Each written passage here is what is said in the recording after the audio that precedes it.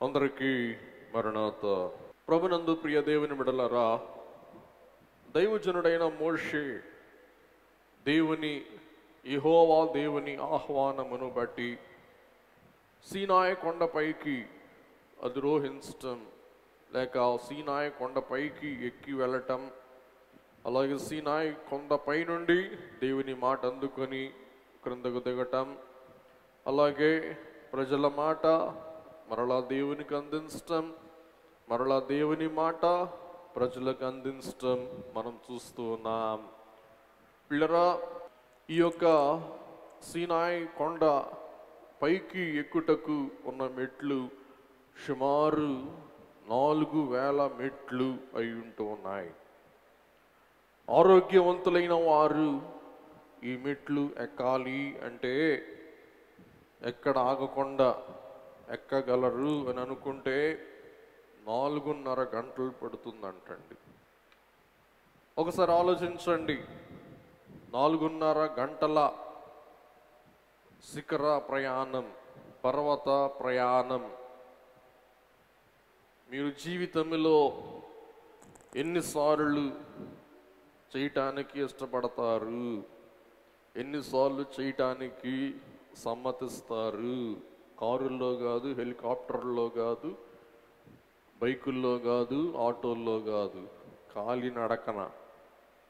చెప్పండి, 4.5 గంటల పై ప్రయాణం, ఇంకో 4.5 గంటల కింద ప్రయాణం. మీ జీవిత కాలంలో ఎన్నిసార్లు చేయటానికి ఇష్టపడతారు? ఎన్నిసార్లు ఎక్కటానికి దిగటానికి ఇష్టపడతారు? దైవజనుడైన మోషే దేవుని మాటను బట్టి, దేవుని పిలుపును బట్టి, దేవుని ఆహ్వానం బట్టి, దేవుడు ఆహ్వానించినప్పుడల్లా, పిలిచినప్పుడల్లా, రమ్మని కోరినప్పుడల్లా కూడా ఏం చేశాడు? సుమారు 4.5 గంటలు 4000 మెట్లు ఎక్కి దేవుని కలుసుకొని, దేవునితో మాట్లాడి, దేవుని మహిమను విధానముగా చూచి, దేవుని ధర్మశాస్త్రము, న్యాయము, నిబంధనలు, విధులు, ఆజ్ఞలు అన్నీ అందిపుచ్చుకొని మరలా ఏం చేశాడు? కిందకు వచ్చి ప్రజలైన వారికి చెప్పినట్లు మనం చూస్తూ ఉన్నాం. ఇలాగున మోషే భక్తుడు తన జీవిత కాలంలో 9 సార్లు వాక్యములో రాయబడి ఉన్నది. వ్రాయబడని పర్యాయములు ఎన్నో మనకైతే తెలియదు, కానీ వ్రాయబడిన విషయాలను బట్టి ఎన్నిసార్లు మోషే గారు కొండెక్కారండి? సీనాయి 9 పర్యాయములు.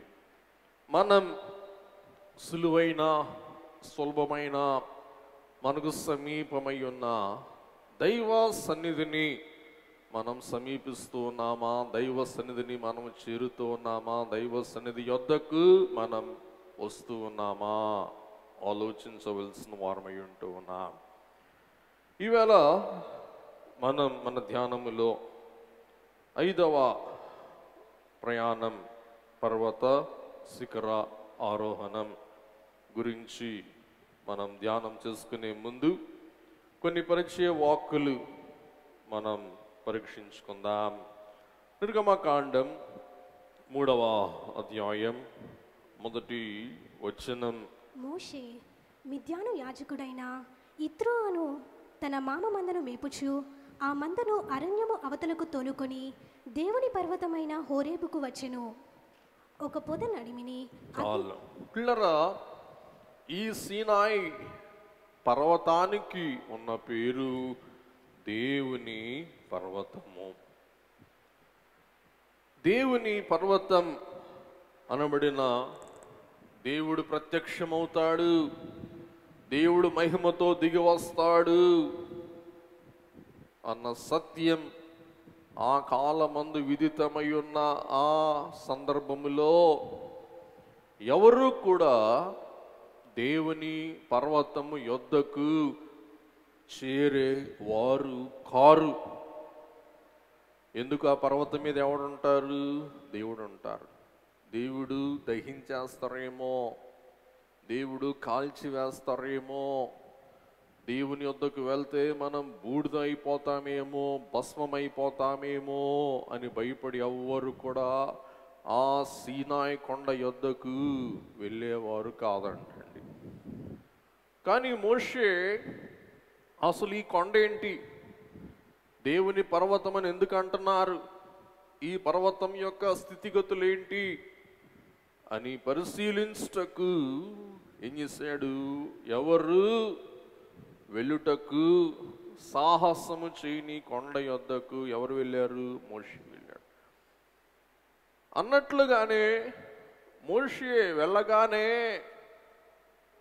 ఆ పర్వత దిగువ ప్రాంతమందు ఒక అద్భుతమైన సంఘటన తనకు కనబడుతుంది. ఏంటి ఆ సంఘటన?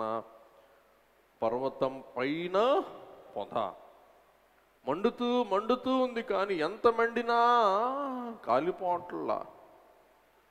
వింత ద్వారా దేవుడు మోషేను తన యొద్దకు ఆకర్షిస్తారు. అందుకే ప్రభు అంటారు, అద్భుతములు చూస్తేనే తప్ప మీరు ఎంత మాత్రమునో నమ్మరు. పిల్లరా, అక్కడ మీ అందరూ కూడా తెలుసు, పొదలో నుండి దేవుడు మోషేతో మాట్లాడటం, మోషే దేవునితో మాట్లాడటం. ఈ యొక్క సంభాషణలో మనం చూసే ఒక ప్రాముఖ్య అంశం 12వ వచనం 3:12. ఆయన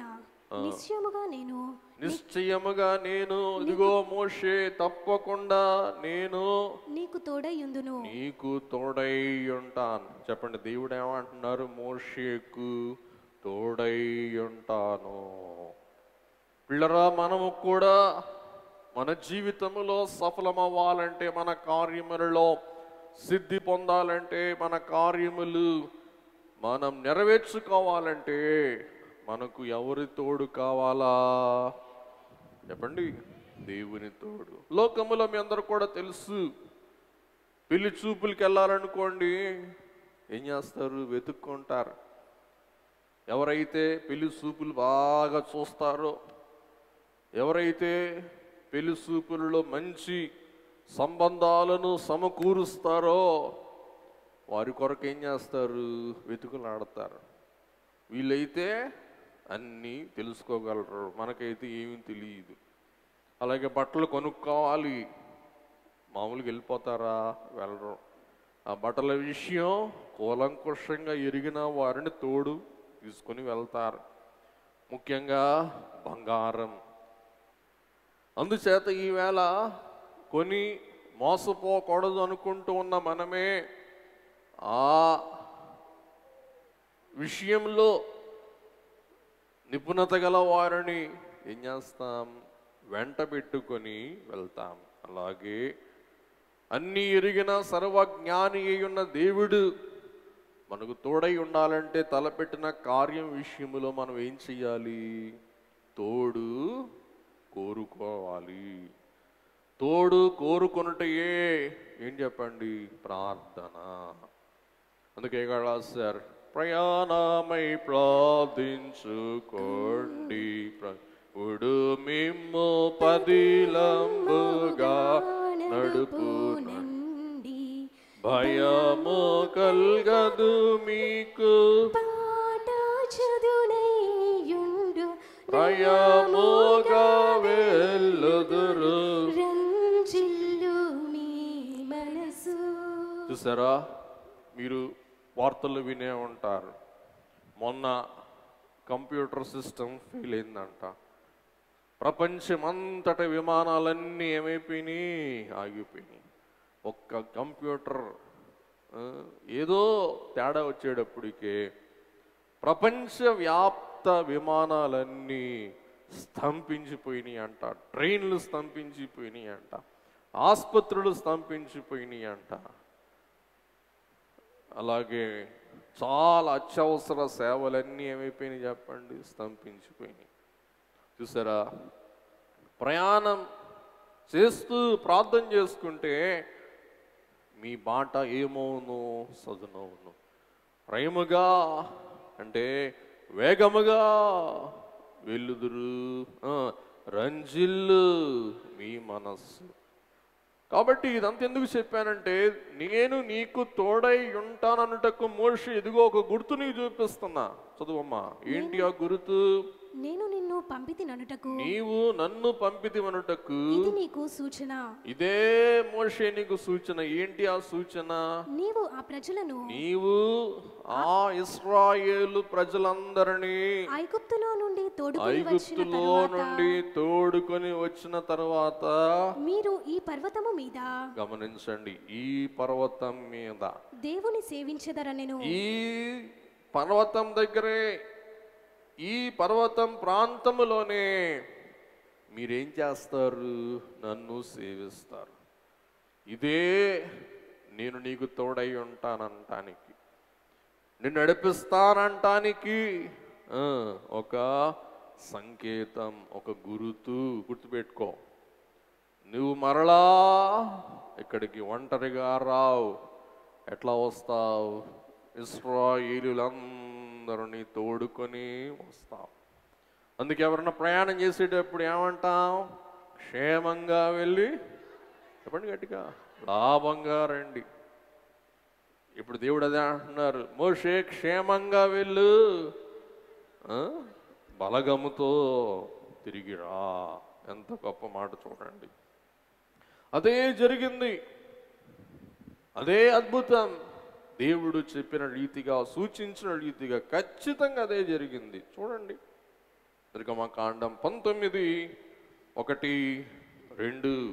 ఇశ్రాయేలీయులు ఐగుప్తు దేశము నుండి బయలుదేరిన ఇశ్రాయేల్ ఐగుప్తు దేశం నుండి బయలుదేరిన 3వ నెలలో, వారు బయలుదేరిన నాడే, వారు బయలుదేరిన నాడే, 3వ నెల ఆరంభ దినమందే, 3వ నెల ఆరంభ దినమందే వారు సీనాయి అరణ్యమునకు వచ్చిరి. వారు సీనాయి అరణ్యమునకు వచ్చిరి. చెప్పండి, దేవుడు చెప్పిన మాట నెరవేరిందా? నెరవేరలేదా? నెరవేరింది. వారు సీనాయి యొద్దకు, అప్పుడు ఒంటరిగా ప్రయాణం చేసిన మోషే ఇప్పుడు జన సమూహముతో, ఇశ్రాయేలు వారితో ఏం చేశారు? వచ్చి ఉన్నారు. పిల్లరా, ముందుకు వెళ్దాం. 2వ వచనం, వారు రెఫీదీము నుండి బయలుదేరి సీనాయి అరణ్యమునకు వచ్చి, సీనాయి అరణ్యమునకు వచ్చి ఆ అరణ్యమందు దిగిరి. ఆ అరణ్యమందు దిగిరి. అక్కడ ఆ పర్వతము ఎదుట, ఆ పర్వతం ఎదుట ఇశ్రాయేలీయులు విడిసిరి. ఇశ్రాయేలీయులు విడిసిరి. ఇశ్రాయేలీయులు ఉన్నారు, వాసము చేశారు. వినండి, మీరు అడవిలోకి వెళ్ళి ఎంతకాలం ఉండగలరో? మీ చుట్టాల మీద అలుగుతారు, మీ ఇంట్లో వాళ్ళ మీద అలుగుతారు, ఎక్కడికో అడిగి వెళ్ళిపోతారు. ఎంతకాలం ఉండగలరు అడవిలో? ఇశ్రాయేలీయులైన వారు అరణ్యములో, ఆ ప్రాంతములో 20 లక్షల మంది సీనాయి కొండ దిగువ అరణ్యములో సుమారు సంవత్సర కాలం ఉన్నారంటండి. 3వ నెల మొదటి దినం, రాసుకోండి, 3వ నెల మొదటి దినం వాడు ఎక్కడికి వచ్చారు? సీనాయి వద్దకు వచ్చాడు. వారు ఎంతకాలం ఉన్నారు? సంఖ్యాకాండం 10వ అధ్యాయం 11వ వచనం, 2వ సంవత్సరము, 2వ సంవత్సరం, 2వ నెల, 2వ నెల, 20వ తేదీని, 20వ తేదీని మేఘము సాక్ష్యపు మందిరము మీద నుండి పైకెత్తబడెను గనుక ఇశ్రాయేలీయులు సీనాయి అరణ్యములో నుండి ప్రయాణము చేయసాగిరి. అందుకే నాకు లెక్కలు వచ్చిన సహాయం చేయమని చెప్పా. ఇప్పుడు మీ లెక్క వేయండి. ఎన్నో సంవత్సరం? 2వ సంవత్సరం, 2వ నెల, 8వ దినం. ఎంతకాలం అయింది? సుమారు అమ్మా 16, 300, గుడ్, థ్యాంక్ యూ, 357 రోజులు అంటాను. కాబట్టి సుమారు 10 రోజులు తక్కువ సంవత్సర కాలం ఉన్నారు. ఎక్కడా? చెప్పండి, సీనాయి అరణ్యంలో. అందుకే మీకు చెప్పాను మిడతల కథ ఎన్ని చెప్పుకొచ్చింది. ఎందుకంటే అరణ్యంలో వారు ఎంతకాలం ఉన్నారు? సుమారు 10 రోజులు తక్కువ 1 సంవత్సర కాలం వారు అక్కడ నివాసం చేశాడు. వారికి ఎవరు పోషణ? దేవుడే.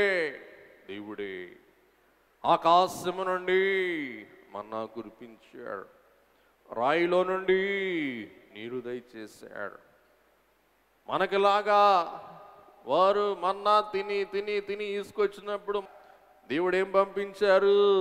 పూరిళ్ళు, పరలోకాహారం, రాయిలో నుండి శ్రేష్టమైన జలం వారికి దయచేసి 40 సంవత్సరాలు మానకుండా దేవుడు వారికి ఆహారం పెట్టుట మనం గమనింపగలుగుతూ ఉన్నామండి. ముందుకెళ్దాం. దేవుని బిడ్డలారా గమనించండి, తండ్రులారా తల్లులారా.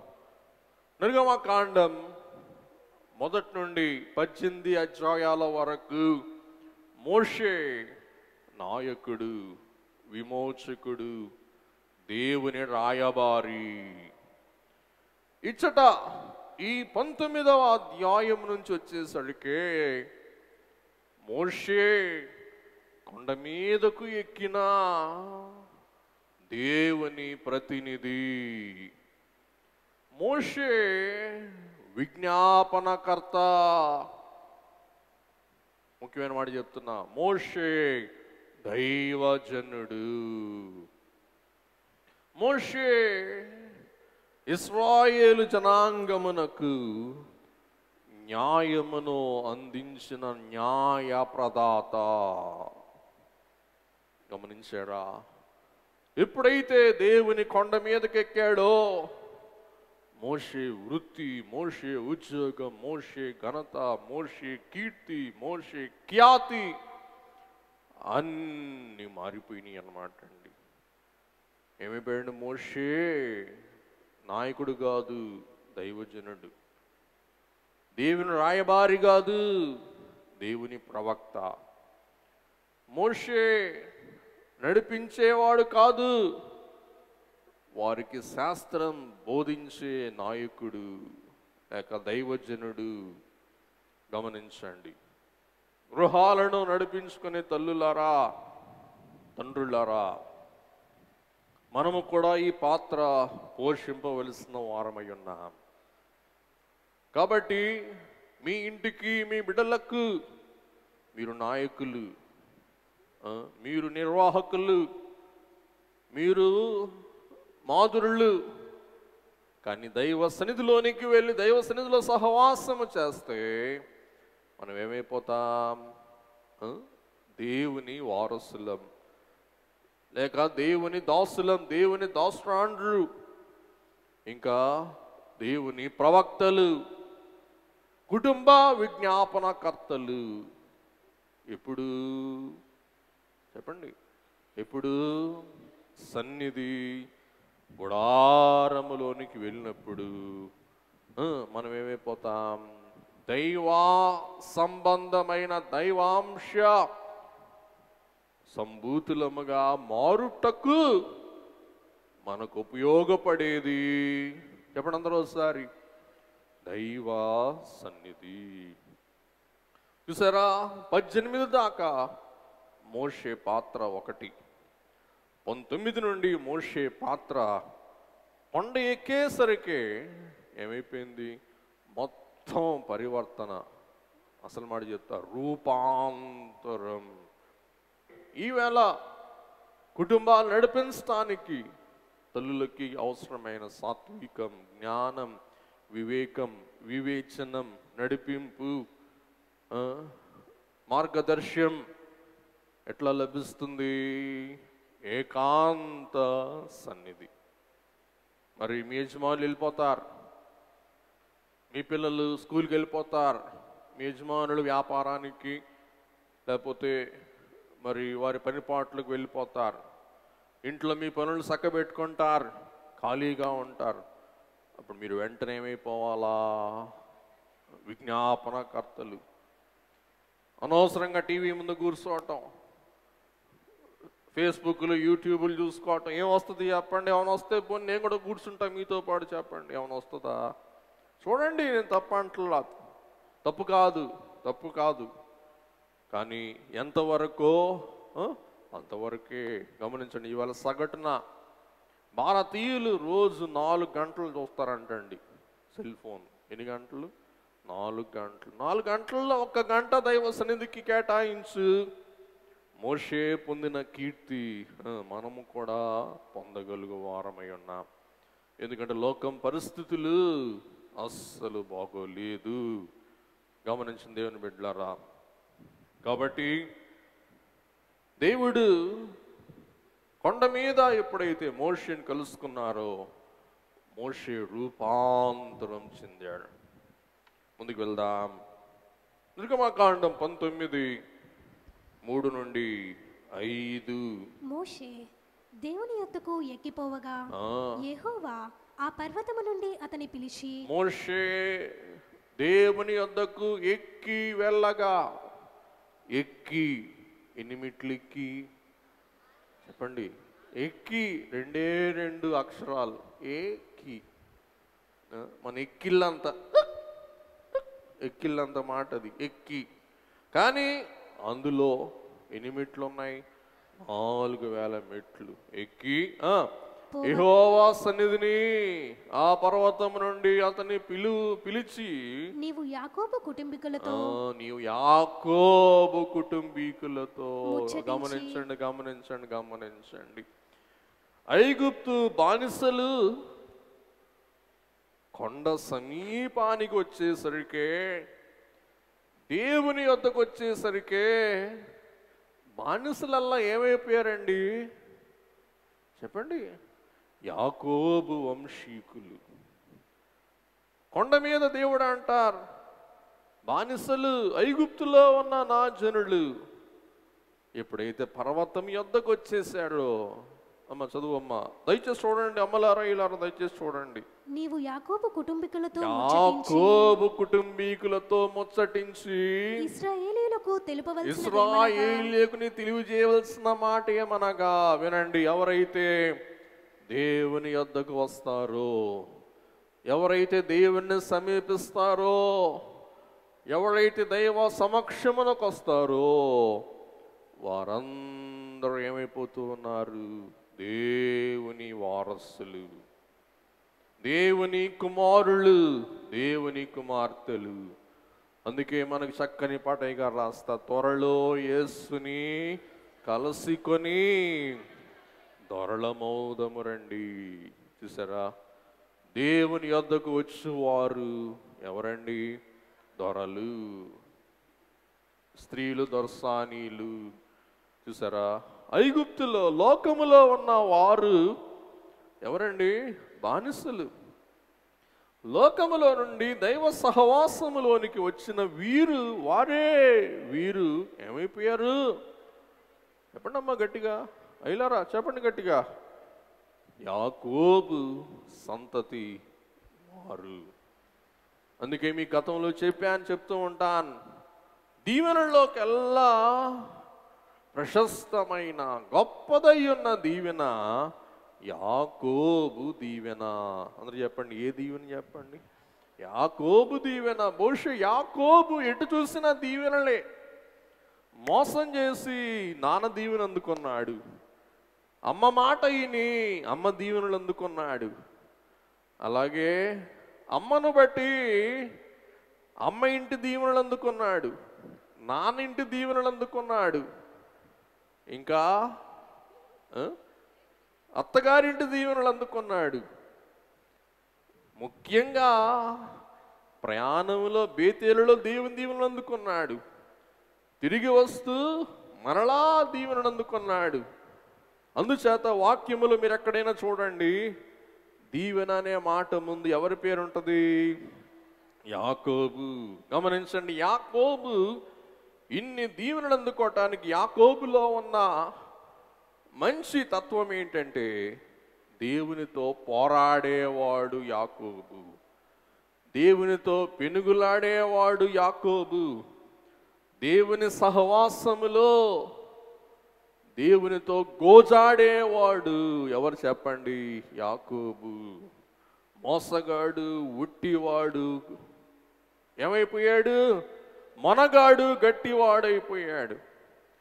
దైవ సన్నిధిని బట్టి మోసగాడు, మొనగాడయ్యాడు. దైవ సన్నిధిని బట్టి వట్టివాడు, గట్టివాడయ్యాడు. అలాగే దైవ సన్నిధిని బట్టి మడమ పట్టేవాడు, వినండి వినండి, మడమ పట్టేవాడు మెడను పట్టేవాడయ్యాడు. ఇవన్నీ ఎట్లా దొరికినాయి చెప్పండి? దేవునితో పోరాడుటను బట్టి, దేవునితో పెనుగులాడుటను బట్టి. కాబట్టి దేవుని బిడ్డలారా, అయ్యలారా, అమ్మలారా, ఎవరులారా, ఎవరు దేవునితో ఏం చేయాలి? ఏకాంతముగా పోరాడాలి. అది యాకోబు అనుభవం. బేతేలులో ఏశావు నుండి పరిగెడుతూ ఏం చేశాడు? ఏకాంతంగా పెనుగులాడాడు. తర్వాత మళ్ళా పెనుయేలులోనికి వచ్చి మరలా ఏం చేస్తూ ఉన్నాడు? పెనుగులాడుతూ ఉన్నాడు. కాబట్టి యాకోబు జీవితమే ఏం చెప్పండి? దేవునితో పెనుగులాడుట. కాబట్టి మనం కుటుంబం కొరకు పెనుగులాడాలి, మన కోసం పెనుగులాడాలి, బిడ్డల కోసం చెప్పండి ఏం చేయాలి? పెనుగులాడాలి అంటే పోరాడాలి. కుస్తీ, కుస్తీ ఎవరితో? దేవునితో. తప్పేమి లేదు, తప్పేమి కాదు. దేవుని బిడ్డలారా గమనించండి, ఈ కాలంలోనే మోషే యాకోబు దీవెనలు అందుకోవటానికి యాకోబు ఏం చేశాడు చెప్పండి? కష్టాలు, ప్రయాసములు. యాకోబు అంటాడు పెనుయేలులో, దేవా నేను చేతి కర్రతోనే యొర్దానును దాటి వెళ్ళాను. 20 ఏళ్ల తర్వాత ఇదిగో మంది, మార్బలం, పశువులు, పిల్లలు, పిల్లాలు, పనివారు, పనికత్తెలు, ఒంటెలు, గొర్రెలు, ఇవన్నీ ఎవరిచ్చారు? నువ్వే ఇచ్చావు. కానీ 20 ఏళ్ల ముందు ఎట్లా దాటాడంట? చేతి కర్రతో దాటాడు, పోరాడాడు, పెనుగులాడాడు. దేవుని దీవెనతో చేతి కర్రతో వెళ్ళిన యాకోబు ఏమయ్యాడు? ఆస్తిపరుడయ్యాడు, బలగం జనాంగమునకు జనకుడయ్యాడు. అదే ప్రార్థన చేస్తాడన్నమాట అండి.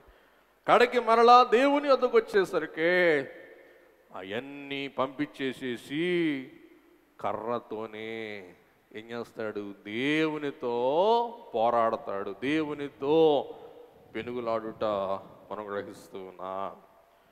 ఈ సమయంలో, ఈ సందర్భంలో మోషే యొక్క 5వ ఆరోహణ, సీనాయి ఆరోహణ. నిర్గమకాండం 20:21. ప్రజలు దూరముగా నిలిచిరి. మోషే దేవుడున్న ఆ గాఢాంధకారమునకు సమీపింపగా. గమనించండి, నాకు ఒక డౌట్ వస్తుంది. దేవుడు గాఢాంధకారములో నివసిస్తారా? దేవుడు వెలుగులో నివసిస్తారా?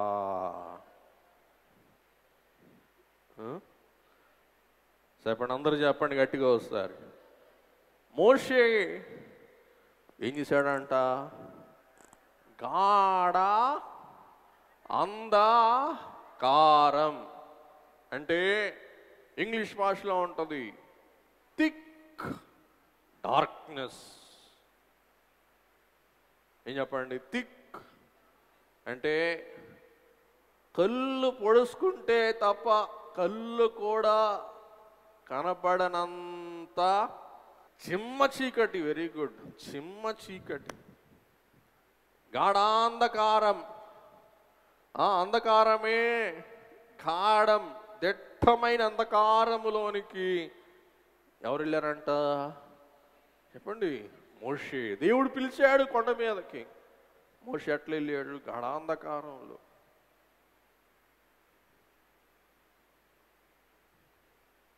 అంటే ఏం కనపట్లా, కన్ను కూడా కనపట్లా. అర్థమైందా? దేవుని కాడికి ఎట్లా వెళ్ళాడంట చెప్పండి? చిమ్మ చీకట్లు వెళ్ళాడంటండి. మీరు చెప్పండి, ఇప్పుడు దేవుడు వెలుగులో ఉంటాడా, చిమ్మ చీకట్లో ఉంటారా? దేవుడు మహిమలో ఉంటారా, దేవుడు మహిమేఘంలో ఉంటారా, గాఢాంధకారంలో ఉంటారా? చెప్పండి. మరి ఏంటి మోషే గాఢాంధకారములోకి ఎందుకు వెళ్ళాడు? కీర్తనకారుడు అంటారు, గాఢాంధకారపు లోయలో సంచరించినను ఏ అపాయమునకు నేను భయపడను. ఇంకో వాక్యం చూద్దాం. చాలా వాక్యాలు ఉన్నాయి కానీ మరి మొదటి రాజులు 8:12 సొలొమోను దానిని చూచి గాఢాంధకారమందు నివాసము చేయుదునని యెహోవా సెలవిచ్చి ఉన్నాడు. ఇదేంటి సార్? గాఢాంధకారమందు నివాసము చేయుదును. దేవుడు ఎక్కడ నివాసం చేస్తారంట చెప్పండి? గాఢాంధకారం. అదే మాట 2వ దినవృత్తాంతములు 6:1 ఉంటది. ఇంకో మాట చూపిస్తాను. కీర్తనలు 18, 9, 18, 12.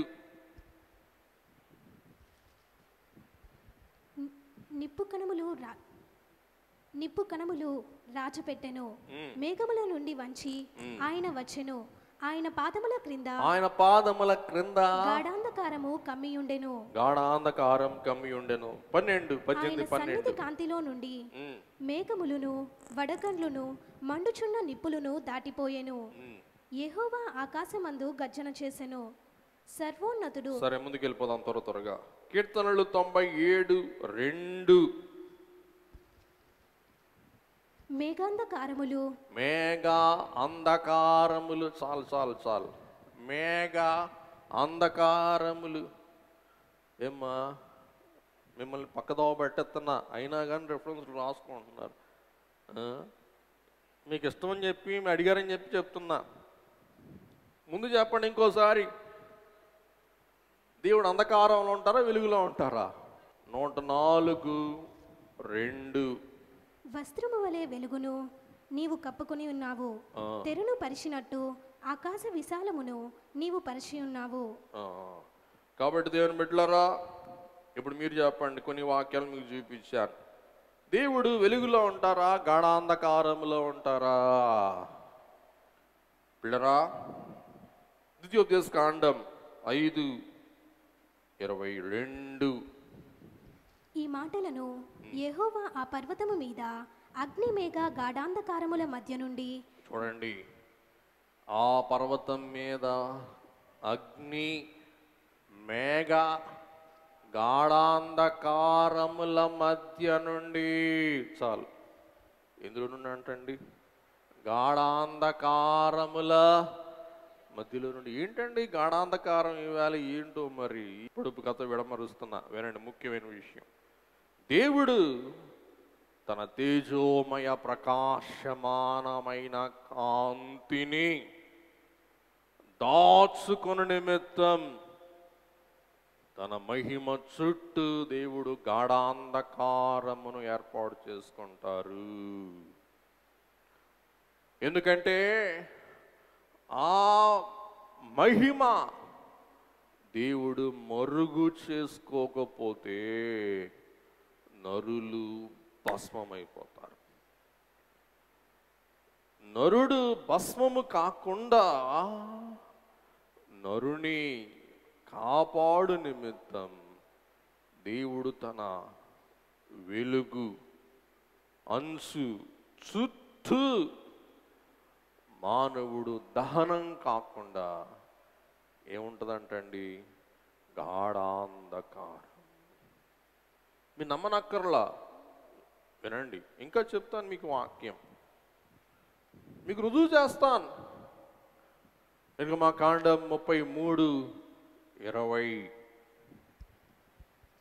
మరియు ఆయన, నీవు నా ముఖమును చూడచాలవు. మోషే, వినండి, అప్పటికే దేవుని మహిమను సంపాదించుకున్నాడు మోషే. దైవ సముఖములో ఉన్న మోషే ముఖం ఏమవుతుందంట? ప్రకాశిస్తూ ఉంది. మోషే దేవుని మహిమలో పాలు అందుకున్నా కానీ దేవుడు అంటాడు, మోషే నా మహిమలో నీకు పాలున్నా కానీ నీవు నా మహిమను చూచి ఏం చేయలేవు, జీవించలేవు, బతకలేవు. అందుకే దేవా నీ మహిమను చూస్తానన్నప్పుడు దేవుడు అంటాడు ఈ అధ్యాయంలోనే, మోషే నిన్ను కొండ లేకపోతే ఒక రాయి అంచులో నిన్ను ఉంచుతాను. ఈ రాయి అంచులో గుండా నీవు కంతలో నుండి నన్ను చూస్తావు. స్వయంగా చూడవు. ఎట్లా చూస్తావు? నువ్వు ఈ రాళ్ళ మధ్యలో నుంచి చిన్న కంతలో నుండి నన్ను చూస్తావు. నువ్వు ఈ రాయి చాటు నుండి కంతలో నన్ను చూస్తూ ఉన్నప్పుడు నేను అంతలో నిన్ను దాటి వెళ్ళిపోతూ నా ముందు భాగము చూపించి నా వెనుక భాగం చూపిస్తాను. నా వెనుక భాగము చూపిస్తూ నా చెయ్యి అడ్డం పెట్టుకుంటా. చూసారా? ఈ కంతలో గుండా నీవు నా మహిమను పరిపూర్ణంగా చూడలేవు. నా వెనక భాగాన్ని అది కూడా నువ్వు కాల్చబడకుండా నా చేతిని అడ్డం పెట్టుకొని నేను నిన్ను దాటి వెళ్తా. అంత మట్టుకే చూశాడు ఎవరు? మోషే. అది కూడా దేవుణ్ణి గోజాడి అడిగి అడిగి అడిగి బతిలాడినందుకు దేవుడు అవకాశం మోషే భక్తునికి దయచేస్తాడు. దేవుని బిడ్డలారా, ఈ సంఘటనకి వస్తే దేవుడు ఏం చేస్తారంటండి, గాఢాంధకారమును తన చుట్టూ కమ్మ చేసి, తన చుట్టూ కమ్ముకొన చేసి తన మహిమను ప్రజల మీద పడకుండా కాపాడతారంట. అర్థమైందండి? విషయానికి వస్తున్నా, మళ్ళీ మర్చిపోతాను. ఇక్కడ ఎంతమంది ఉన్నారు? 20 లక్షల మంది ఉన్నారు. దేవుడు గనుక గాఢాంధకారమును కప్పుకోకుండా తన మహిమతో అమాంతంగా ప్రత్యక్షమైతే ఎంతమంది భస్మమైపోతారు? 20 లక్షల మంది. దేవుని బిడ్డలారా, ఎందుకు ఈ మాట చెప్తున్నానంటే, సూర్యుడు తటస్థంగా ఉంటాడు.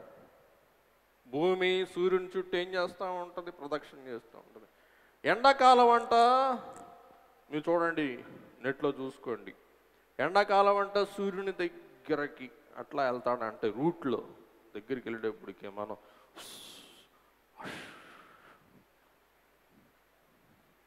అంటా ఉంటాం. ఎందుకు? సూర్యుడి దగ్గరకి కొంచెం ఇట్లా నడిసే సూర్యుడు ఎండాకాలం ఇట్ట ఒక అడుగు వేస్తాడంట,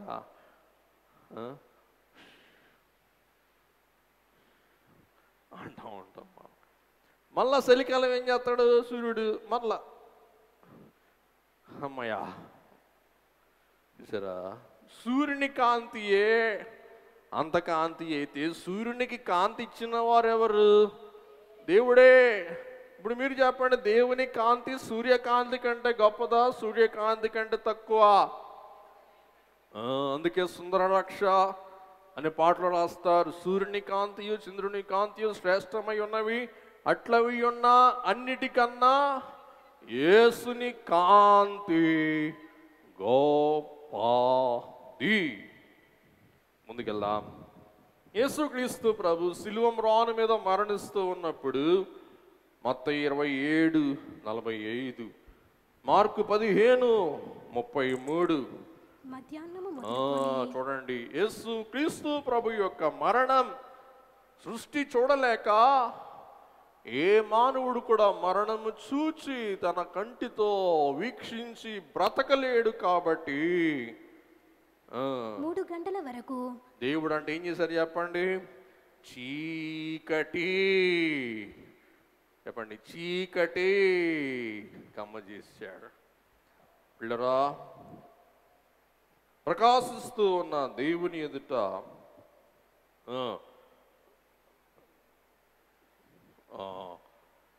యేసుక్రీస్తు ప్రభు రూపాంతరం పొంది, అంటే తన రూపం కనుపరుచుకున్నప్పుడు ఆయన ముఖం ఏమైందంటండి? ప్రకాశమానమైంది. కాసేపే అది మనం చూస్తాం. దేవుని బిడ్డలారా, దేవుడు ఎందుకు గాఢాంధకారం నివసిస్తారు? ఒక వాక్యం పరిష్కారం తెలియచేస్తూ ఉంది.